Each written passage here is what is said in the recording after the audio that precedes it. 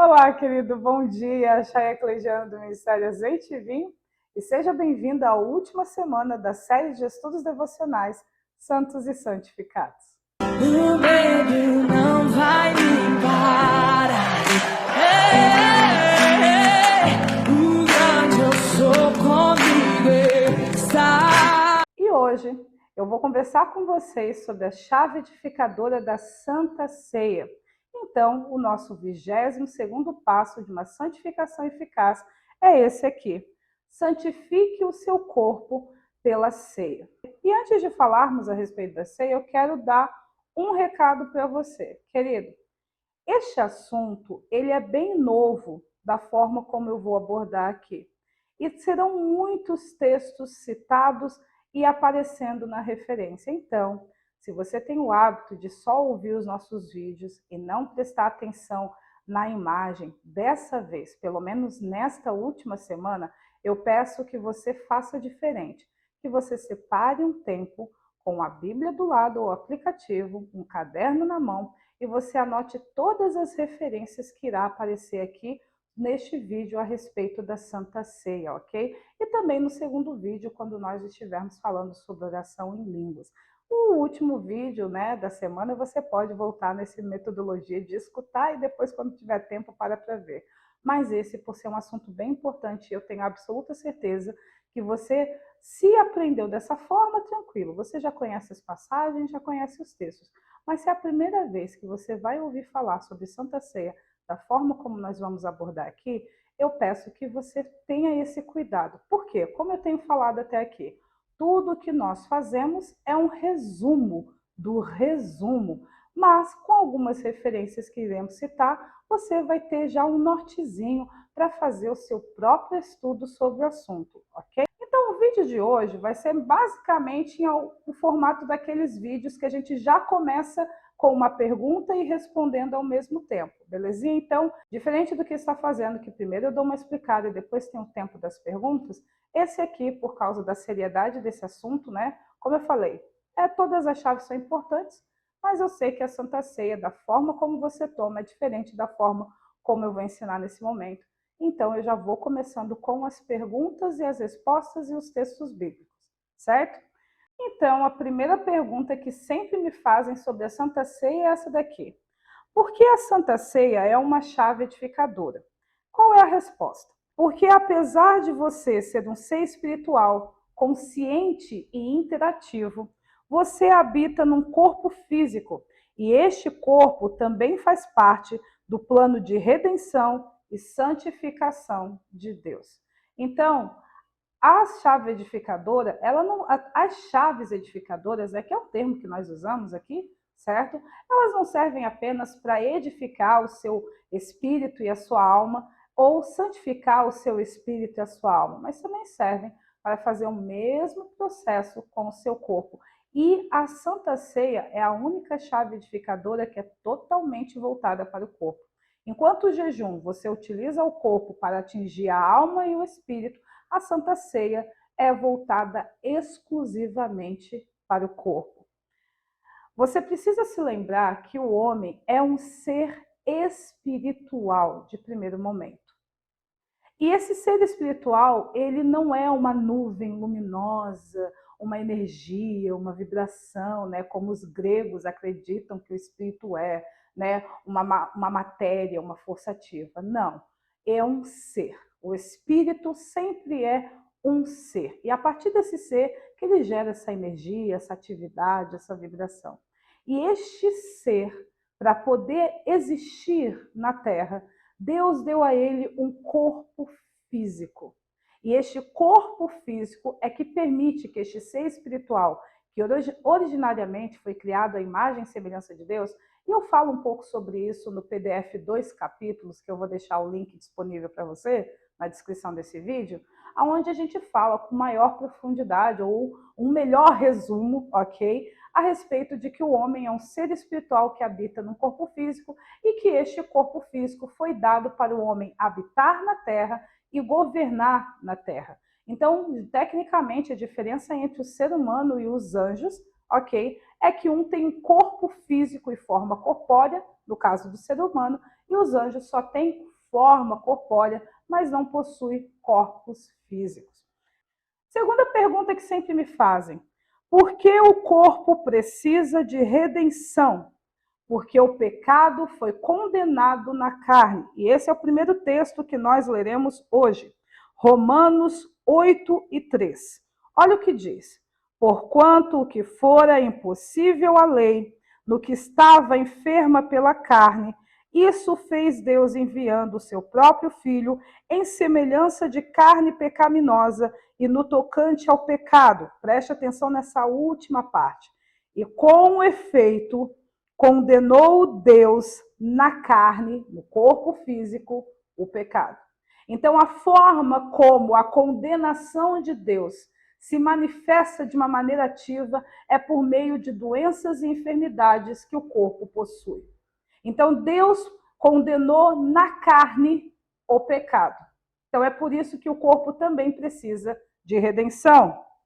Outra pergunta que sempre me fazem: e como a condenação do corpo por causa do pecado se manifesta? Aí eu coloquei 3 pontos. Primeiro, a visão e utilização incorreta do corpo pelo ser humano. Então, por causa da iniquidade, e você sabe que a iniquidade, como nós enfatizamos aqui, é a cultura rebelde oposta aos padrões do reino de Deus. Então, as pessoas aprenderam a pensar de uma maneira diferente de Deus e a conduzirem a sua vida dentro dessa forma diferente. Por causa disso, eles tratam o corpo de uma maneira diferente que Deus colocou para tratar, ok? Então, muitas vezes o corpo é mal utilizado, seja demonizando o corpo, seja sacrificando o corpo, ou seja, endeusando, idolatrando o corpo, e por causa desse comportamento incorreto, escraviza, idolatra, né, ou sacrifica, o corpo acaba se debilitando e enfraquecendo. Mas também existe uma outra forma pela qual o pecado a condenação do pecado se manifesta na carne, por causa de doenças e enfermidades, que o próprio corpo já nasce com essas doenças e enfermidades. Não são doenças oriundas da má utilização do ser humano, mas são doenças que o corpo já nasce enfraquecido, né? já nasce com ele. E a diferença básica entre doenças e enfermidades? Doenças vêm de dor e enfermidade vem de fraqueza. Então, uma pessoa que está com febre, ela está enferma. Uma pessoa que está com o dente inflamado, ela tem uma doença, ou seja, porque ela está com dor. Então, o corpo promove doenças, dores e enfermidades. Fadiga, exaustão, fraqueza, baixa imunidade. Ficou claro? Tudo isso é a forma como o pecado se manifesta, além automaticamente, né, que por causa de toda essa dinâmica, né, de doenças, enfermidade e má utilização, a pessoa vai vivendo menos por causa disso também. Próxima pergunta. Então, para que serve a ceia? Para anular o efeito da lei do pecado e da morte, que opera na carne por meio de doenças e enfermidades, ou que se manifesta na carne por meio de doenças e enfermidades. É importante que você entenda que o processo de santificação do corpo se dá pelo batismo nas águas, ok? Não sei se você sabia disso. O batismo nas águas é o que inicia o processo de santificação do corpo. É por isso que Jesus diz, lá, acredito que Mateus está mais claro sobre isso, que quem crer nele e for batizado nele será salvo. Mas quem não crê já está condenado. Mas entende a importância do batismo? É que o batismo assegura que aquela pessoa estabeleceu que a santificação dela também será pelo corpo, né? E como nós ensinamos, o batismo nas águas substitui a circuncisão. Então, a circuncisão era a prova da aliança do povo de Israel com Deus. Só que na circuncisão apenas os homens eram circuncidados. E no batismo, qualquer pessoa, homem ou mulher, pode se batizar. E por que eu digo que o processo de santificação do corpo começou no batismo? Porque nós nos batizamos para cumprir a justiça de Deus. Aí você pode dizer, a gente não se batiza para a remissão de pecados? seria se você fosse discípulo de João Batista, mas o seu batismo é sobre os parâmetros de Jesus. E eu vou explicar isso bem rapidamente, porque o assunto não é batismo aqui, ok? O batismo nas águas de João Batista era para a remissão de pecados. Quando Jesus se batizou, ele citou essa frase aqui, né? Quando João não queria batizar ele, ele disse assim: você deve me batizar, e aqui eu estou parafraseando, para que se cumpra toda a justiça.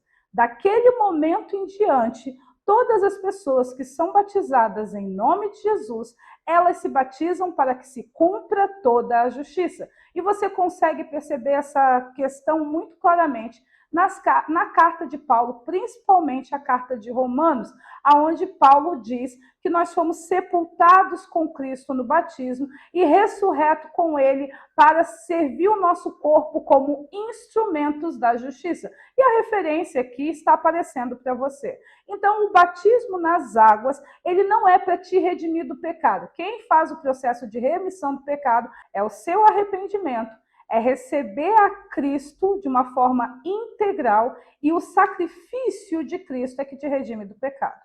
O batismo é para que se cumpra toda a justiça, para que agora você, que antes entregava o seu corpo como instrumentos da iniquidade, do pecado para o pecado, como diz o apóstolo Paulo, agora você entrega os seus membros para servirem à justiça. O batismo inicia o processo. Por quê? Porque quando você se batiza, você ratifica a sua aliança com Deus, de que a partir desse momento, não apenas você no espírito e na alma, mas também o seu corpo vão andar conforme a reta justiça. E para você conseguir caminhar em reta justiça, a lei do pecado e da morte precisa ser anulada em Cristo Jesus.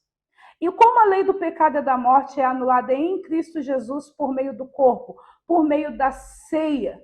E Jesus fala isso claramente, né? E eu vou ler só Isaías 53, 4 e 6, mas eu peço que na sua casa você também leia João 6, principalmente a partir dos versículos 24 a 59. Em João 6, do 24 a 59, é quando Jesus fala a ligação que há entre ele e a ceia, que ele diz: aquele que de mim se alimenta, por mim viverá. Quem não come da minha carne, não bebe do meu sangue. Lembra dessa passagem? Então, aqui você vai começar a ter um entendimento sobre isso. Lá em Isaías 53, 4 e 6, diz o seguinte: certamente ele, falando de Jesus, tomou sobre si as nossas enfermidades e as nossas dores ou doenças levou sobre si. E nós reputávamos por aflito, ferido de Deus e oprimido, mas ele foi traspassado pelas nossas transgressões e moído pelas nossas iniquidades.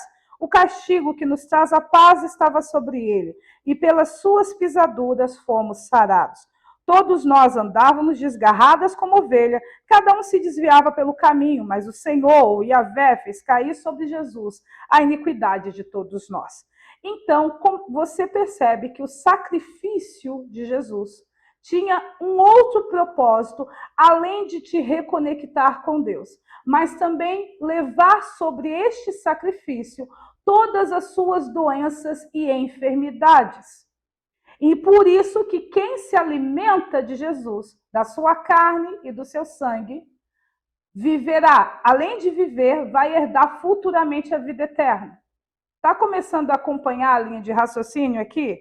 E aí, lá em Lucas, e tem outras passagens também nos evangelhos, 22, 19 e 20, é quando Jesus associa que a carne dele é representada pelo pão e o sangue dele é representado pelo vinho. Ele diz assim: e tomando o pão e havendo dado graças, partiu-o e deu-lhe, dizendo: isto é o meu corpo. Então, o paralelo do corpo não era canibalismo, né? Apesar que a igreja nos primeiros 2 séculos foi acusada de ser canibalística, certo? Mas isso é uma história antiga. Mas, na realidade, a carne é representada pelo pão e o vinho é representado, e o sangue é representado pelo vinho. Então, o pão e o vinho, você se alimentando de Jesus, ou seja, da Santa Ceia, ok? E por que é Santa Ceia? É porque é uma comida com propósito específico. Ceia, ok? Alimento, e santo, propósito específico. E qual é o propósito específico da Santa Ceia? anular a lei do pecado e da morte, que Deus certamente condenou o pecado na carne. E como manifesta a condenação do pecado na carne? Por meio de doenças e enfermidades, que Jesus, por meio do seu sacrifício, de ter o seu corpo partido e o seu sangue derramado, ele anulou isso. E por isso que quem dele se alimenta, por ele viverá e também herdará a vida eterna. Porque quando lê o texto, você percebe que existe uma vida agora, que Jesus identifica, e uma vida posterior, que é a vida eterna também. Por isso que eu falo, não esqueça de ler João 6, a partir do versículo 24, que não dá para a gente ler todos esses versículos aqui. Outra pergunta que sempre me fazem: quando se estabeleceu o princípio da ceia? Aí você pode dizer, no momento que Jesus falou lá em Lucas 19, este é o meu corpo. Mas eu quero te dizer que você está equivocado. O princípio da ceia, como um processo de santificação para impedir doenças e enfermidades, foi estabelecido na aliança mosaica. E eu quero ler os textos para você. O primeiro texto, Deuteronômio 7,14, você sabe que Deuteronômio é um livro que repete várias leis que foram dadas em Êxodo, ok? Mas eu quis pegar este versículo porque ele fala exatamente sobre enfermidade. A promessa de Deus para o povo de Israel é a seguinte: o Senhor afastará de ti toda a enfermidade. Sobre ti não porá nenhuma das doenças malignas do egípcios, bem sabes. Antes as porá sobre todos os que te odeiam. Então havia uma promessa de Deus de que o seu povo não ficaria doente. E lá em Êxodo 29, do versículo 38 e 42, nós vemos como esta promessa ficava cumprida. Presta atenção aqui. Isto é o que oferecerá sobre o altar: 2 cordeiros de 1 ano, cordeiro. Cada dia continuamente, um cordeiro oferecerá pela manhã e o outro ao pôr do sol.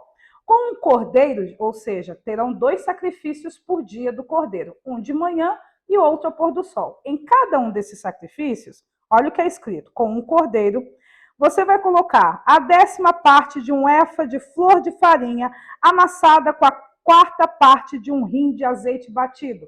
Isso é o quê? O pão asmo, né? Porque o pão asmo, a receita original, era o quê? Farinha de trigo, certo?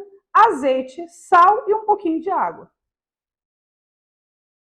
E junto a esse pão amassado, para libação, a 4ª parte de um rim de vinho.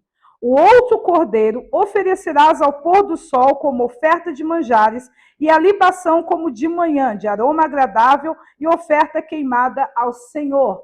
Então, eles deveriam sacrificar um cordeiro, e junto desse sacrifício, porque era holocausto, era queimado, então era assado. Então, junto desse cordeiro, ia ser assado junto com ele pão e vinho, de manhã e de tarde, ao amanhecer e ao pôr do sol. E é por isso que eu sempre ensino para os discípulos que eles devem tomar Santa Ceia 2 vezes ao dia, por causa dessa passagem aqui. E este será o holocausto contínuo por vossas gerações, à porta da tenda da congregação perante o Senhor, onde vos encontrarei para falar contigo ali. E agora, querido, eu quero que você relembre Lucas 17, 20, que nós lemos agora. Que Jesus, quando entregou o pão e o vinho, ele disse uma expressão: fazei isto em memória de mim. E esse termo, em memória de mim, o apóstolo Paulo utilizou ele de outra maneira, que é o quê? Que todas as vezes que as pessoas tomarem a ceia, elas devem anunciar a morte do Senhor. Então, anunciar a morte do Senhor até que ele venha, ou é a mesma coisa que tomar o pão e a ceia com memória de mim. Mas por que você deve tomar a ceia com a morte de Cristo em mente?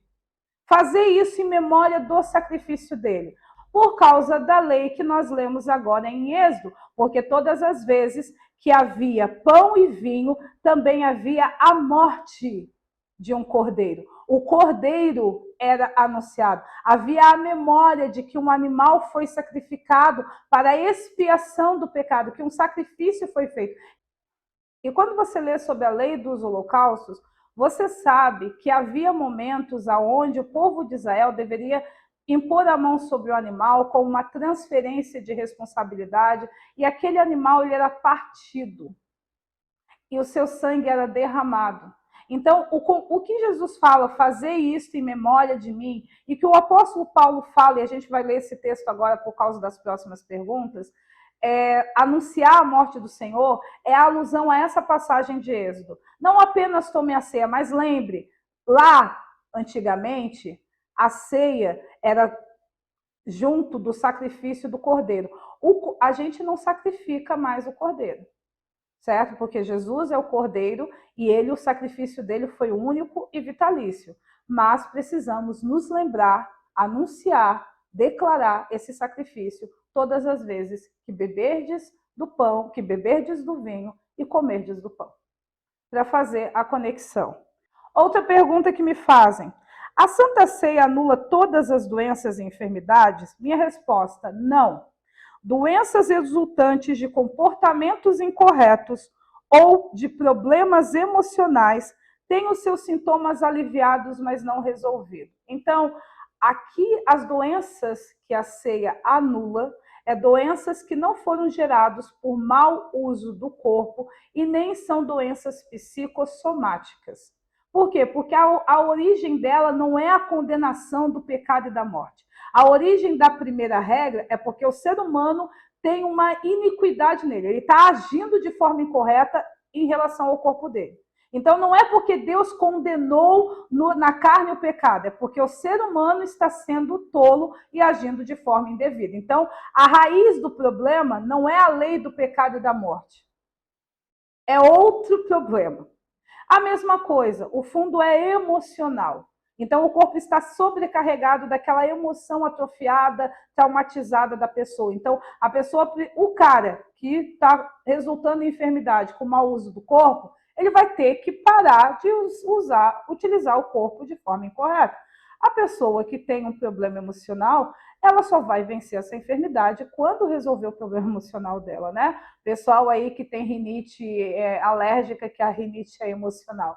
Então, tipo assim, alivia os sintomas, alivia. Você vai perceber que quando toma ceia não está tão ruim quanto antes. Mas só vai resolver quando você tratar suas emoções. Por quê? Porque a ceia lida especificamente com as doenças e enfermidades originadas da lei do pecado e da morte. Ok? Agora eu vou ler a passagem de Paulo para a gente poder responder as últimas perguntas que sempre fazem. 1 Coríntios 11, 23 e 32 diz assim: porque eu recebi do Senhor o que também vos ensinei, que o Senhor Jesus, na noite em que foi traído, tomou o pão e, tendo dado graças, o partiu e disse: tomai e comei, isto é o meu corpo, que é partido por vós, fazei isto em memória de mim. Semelhantemente, também, depois de cear, tomou o cálice, dizendo: este é o cálice, é o novo testamento no meu sangue. Fazei isso todas as vezes que beberdes em memória de mim. Porque todas as vezes que comerdes este pão e beberdes este cálice, anunciais a morte do Senhor até que venha. Portanto, agora essa passagem: qualquer que comer este pão ou beber o cálice do Senhor indignamente será culpado do corpo e do sangue do Senhor. Examine-se, pois, o homem a si mesmo, e assim coma deste pão e beba deste cálice. Porque o que come e bebe indignamente, come e bebe para a sua própria condenação, porque não discerne o corpo do Senhor. Por causa disso, há entre vós muitos fracos ou enfermos, lembre, enfermidade tem a ver com fraqueza, e doentes, e muitos os que dormem, né? Ou aquela palavra poética de morte, muitos que morrem.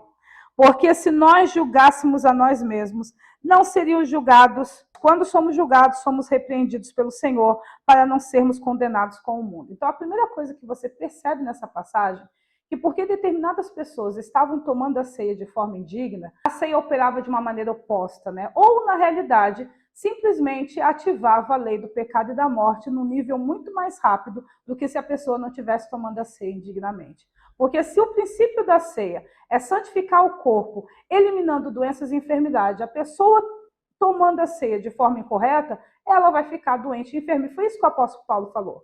É por isso, porque vocês estão tomando a ceia de forma errada, que há entre vós muitos enfermos e doentes, e não tem poucos que até já morreram. Certo? Então, quem não pode tomar a ceia? Quem é indigno, ou seja, quem não é elegível. E a palavra dignidade, aqui, principalmente aqui no Brasil, ela perdeu o significado com o passar do tempo, né? E as pessoas começaram a confundir merecedor com dignidade. Merecedor é uma pessoa que trabalhou para receber o reconhecimento dela. Isso é o que significa merecedor. Então, você trabalhou bem, fez um serviço bem feito e agora você recebe esse salário, você recebe essa medalha, certo? Você cumpriu uma competição e você ganhou. Então, vem a pessoa e te dá o troféu ou o prêmio em dinheiro. Então, isso é mérito. Mérito é o reconhecimento recebido pelo esforço realizado. Isso é uma coisa. Então, há coisas que nós não somos merecedores, sim, porque nós não trabalhamos para isso. Nós não fizemos nada para receber isso, ok? Mas, mesmo não sendo merecedores, ainda somos dignos de receber, ou seja, elegíveis. Foi considerado que somos elegíveis para receber, ainda que não tenhamos feito nada para isso. E o que Paulo fala aqui é que uma pessoa indigna, que não é elegível, não pode tomar a ceia. Isso significa uma pessoa que não está em aliança com Deus, ou que até está em aliança com Deus, mas está ainda em rebelião contra Ele por pecados abertos. Por quê? Porque se o sacrifício de Cristo ratifica a aliança com Deus, então todos que estão dentro desta aliança são elegíveis. Então, para uma pessoa se tornar indigna, ela tem que estar fora dessa aliança, ou está até de Deus, mas naquele momento ela está em rebelião contra Deus e ela tem total consciência disso. Tanto que Paulo diz assim, se tu não tens certeza, examine-se a si mesmo. Porque se você tivesse o cuidado de fazer um autoexame, você não seria condenado junto com o mundo. E aí ele fala, depois de fazer um autoexame e retomar na aliança, coma e beba do pão, certo? Eu sei que antigamente o pessoal tinha essa mania. Não, estou em pecado, não vou tomar a ceia. Não é isso que diz o texto. Não é isso nem que Jesus falou. Que Jesus falou assim, examine-se, né? Paulo, né? Corrigindo. Porque Paulo falou assim, examine-se, ok? Você se examinou? Corrigiu-se? Então, toma do pão e beba do cálice. Ou seja, resolveu o assunto, continua. Por quê? Porque quem condena é Deus. Quando uma pessoa abre mão o direito de ratificar a aliança por meio de Cristo por causa da ceia, ela está se condenando. Aí ela já está indo dentro daquele parâmetro de justiça própria que nós falamos nos vídeos passados, certo? Você se resolveu, Deus não te condenou, vai lá e toma a ceia. Então, quem não deve tomar a ceia? Quem é indigno?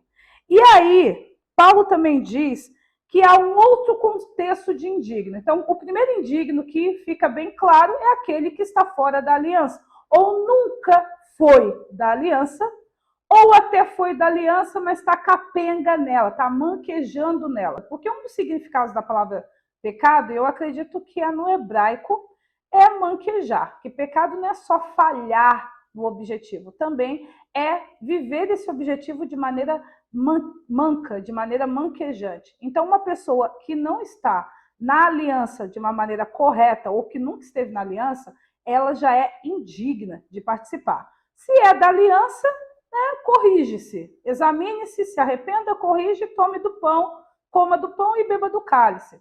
Mas geralmente as pessoas têm uma outra dúvida quando leem esse texto aqui do apóstolo Paulo, que é isso daqui. O que significa não discernir o corpo do Senhor?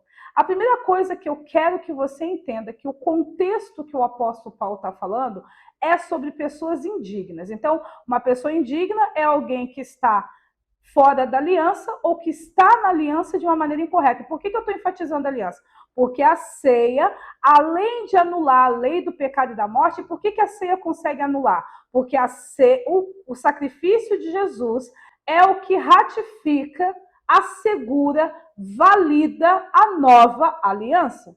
Então, a nova aliança veio por meio do sacrifício de Cristo e por meio da ceia que representa esse sacrifício, você tem a lei do pecado e da morte anulada, certo?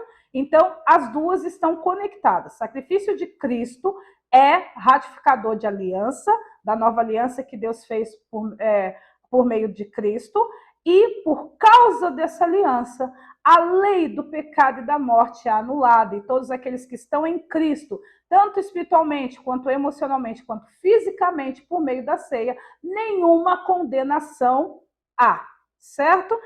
E dentro desse contexto de indignamente, Paulo cita aquele que come e bebe indignamente, sem discernir o corpo do Senhor, atrai condenação para si.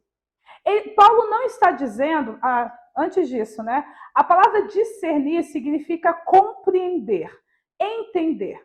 Paulo não está dizendo que qualquer pessoa que não entende não deveria tomar ceia. O que ele está dizendo é que uma pessoa que não é elegível, por ela não entender o propósito da ceia, entende? Você está comendo o pão e bebendo o vinho com um propósito diferente do que é. Qual é o propósito? Representar, validar a aliança de Deus por meio de Cristo e, por causa desta validação, anular a lei do pecado e da morte. Então, cada vez que você toma a ceia sem este entendimento, você não está discernindo o propósito do corpo de Jesus, o sacrifício físico de Jesus. Então, uma pessoa que está fora da aliança, ela não entende o sacrifício físico de Jesus e também não entende o benefício da anulação da lei do pecado e da morte. Uma pessoa que está dentro da aliança, mas está vivendo esse relacionamento com Deus de uma maneira torta, ela também não entende o propósito do corpo, do sacrifício físico de Jesus e a bênção da anulação da lei do pecado e da morte. Então não diz que cada pessoa que não tem entendimento não pode tomar ceia. Por que eu estou enfatizando isso? Porque existem pessoas, querido, né, na literatura, que foram curadas, que eram retardados mentais, ou seja, pessoas que não tinham a capacidade de discernir nem a mão esquerda e nem a direita, e que foram curados tomando a ceia. Então, se só alguém que tem entendimento é que não pode tomar a ceia, então essas pessoas, não foi Deus quem as curou. E a gente tem um único testemunho aqui no canal da Mari, da Amara, que a gente chama, que ela foi curada, né, de fibromialgia, intolerância, uma série de outros problemas que ela tinha. A intolerância ela lembrou depois que foi curada, mas da fibromialgia, que era o caso mais sério dela, ela foi curada tomando a ceia. Então, tipo assim, esse é o testemunho que nós temos registrado, mas a gente tem outros testemunhos também, fora isso. Então, uma pessoa que toma a ceia fora da aliança, ou uma pessoa que toma a ceia dentro da aliança, mas não entende isso, não entende o propósito do sacrifício físico de Jesus, então ela não está discernindo o corpo do Senhor. E aí, uma última pergunta que sempre me fazem, e essa é uma polêmica, que é: crianças podem tomar ceia? Sim, podem. Por que criança pode tomar ceia? Mas as crianças não entendem. Mas primeiro, querido, que a ceia é para quem é da aliança com Deus. E o próprio Jesus disse que o reino de Deus era das crianças, ou seja, Deus não condenou as crianças. E isso é muito importante as pessoas terem um entendimento. Eu sei que por causa de teologias humanas, que existem tem teologias mentirosas que existem há 700 anos, a mente das pessoas ficaram confusa, mas basta que você zere tudo o que você sabe e leia a Bíblia com o coração neutro, que você vai chegar nesse lugar que eu cheguei aqui. O povo de Israel, o sacrifício ali do cordeiro era feito para toda a nação de Israel. Homem, mulher, menino, menina, bebê, criança. Todo mundo ficava sobre a bênção da ceia. Aí você pode dizer, mas o sacrifício era coletivo. Sim, porque a aliança deles era coletiva para o individual. A primeira aliança, ela tem alguns parâmetros diferentes da segunda aliança. A aliança primeira era uma nação santa. Então, era uma aliança coletiva. Então, a maioria dos processos eram executados do coletivo para beneficiar o indivíduo. Tanto que quando uma pessoa fazia bobagem em Israel, a nação toda pagava. Por quê? Porque a aliança deles era coletiva. No caso da aliança com Jesus, ela é uma aliança individual, lembra? E eu tomarei um de cada cidade, 2 de cada família e vos levarei a Sião. Porque vai chegar naquele dia que dois estarão no campo, um será tomado e o outro será deixado. Porque quando entra o reino de Deus na vida das pessoas, os próprios familiares se tornam inimigo dessa pessoa. E ali, quando você lê nesses textos, que a aliança estabelecida por meio de Jesus, ela é uma aliança individual que favorece o coletivo. Ela tem um processo inverso. Então, se ela é uma aliança individual, se todos os quanto receberam, deu-lhes o poder de serem feitos filhos de Deus, então a lei de Êxodo, ela não tem que ser tratada de forma coletiva, ela tem que ser tratada de forma individual. Todo mundo tem que tomar ceia. Era assim que eles faziam. Na hora da comilança ali tinha um momento da ceia, porque naquele tempo era a festa ágape, né? Então eles tinham um momento de fazer uma amizadezinha, cada um fazia um cozinhadinho, e na hora, depois de terminou de bater o rango, o pessoal tomava ceia junto ali também. Então, por ser uma aliança individual que favorece o coletivo, ela é individual. E por que criança tem que tomar? Porque as crianças não são condenadas por Deus. Se elas não são condenadas por Deus, se a lei se o reino de Deus é das crianças, então elas estão aptas e elegíveis para participarem dos benefícios da aliança. Tanto que eu ensino aos pais que, enquanto os filhos são menores, os pais podem até tomar a ceia pelos filhos. Eles tomam a parte deles depois. Senhor, isso daqui é para o meu filho. À medida que o filho vai ficando um pouquinho maiorzinho, ele vai dando a ceia para o filho também. À medida que ele vai compreendendo, vai dando a ceia para ele também. E a última pergunta que sempre me fazem é essa daqui. Como eu devo tomar a ceia? Você deve tomar a ceia individualmente todos os dias na sua casa. E também quando você estiver congregando na coletividade. E por que você deve tomar as ceias todos os dias? Porque o sacrifício do cordeiro com o pão e o vinho era realizado todos os dias. E por que você pode tomar a ceia na coletividade uma vez por semana, como era na época dos apóstolos, ou uma vez no mês, como a maioria das pessoas fazem hoje? Porque como você individualmente ou você com a sua família toma a ceia todos os dias, quando você estiver congregando, não existe aquela necessidade de você tomar a ceia todos os dias em congregação, ok? Mas a ceia tem que ser tomada individualmente, todos os dias, exatamente como era em Êxodo. Ficou claro esse assunto para você? Se você ainda tem outras dúvidas, minha primeira regra para você, eu sei que esse vídeo ele seria o mais longo dos vídeos dessa semana, mas meu primeiro conselho, pega todos os textos que a gente leu aqui, mais os textos que estão na referência, mais os que eu não citei, e dá uma mergulhada para quebrar todos os seus conceitos e opiniões, né, humanamente doutrinários sobre a ceia. E depois, se ainda tiver alguma dúvida, aí, né, converse conosco, deixe nos comentários que a gente responde para você, ok? Então, até o próximo vídeo.